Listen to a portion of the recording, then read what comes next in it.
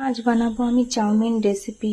দেখো, তার জন্য আমি চাউমিনটা সিদ্ধ করে জলটা ঝরিয়ে নিয়েছি। আর এদিকে নিয়ে নিয়েছি আদা কুচি, লঙ্কা কুচি, পেঁয়াজ কুচি, টমেটো কুচি আর পনির দিয়ে আমি করব, পনির চাউমিন করব।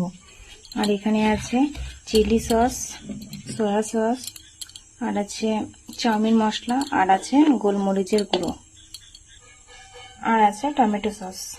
আমি এর ভিতরে হালকা একটু নুন ছড়িয়ে দিচ্ছি, আর দিচ্ছি হালকা একটু চাউমিন মশলা। মিক্স করে নিয়েছি, এখন আমি তেলে দিয়ে দিচ্ছি। এদিকে আমি তেল গরম করে নিয়েছি, এখন ফ্রাই করে নিয়েছি, হালকা ফ্রাই করে নামিয়ে নিয়েছি। এখন দিয়ে দিলাম আমি পেঁয়াজ কুচি, লঙ্কা কুচি, আদা কুচি। এখন আমি ভালো করে একটু হালকা লাল লাল করে ভেজে নিচ্ছি। এখন দিয়ে দিলাম আমি টমেটো নিলাম, আগে দিয়ে দিচ্ছি একটু লবণ। এখন আমি চাউমিনটা দিয়ে মিক্স করে নিচ্ছি একটু, হালকা একটু সয়া সস দিয়ে দিচ্ছি, হালকা একটু চিলি সস, মিক্স করে নিচ্ছি।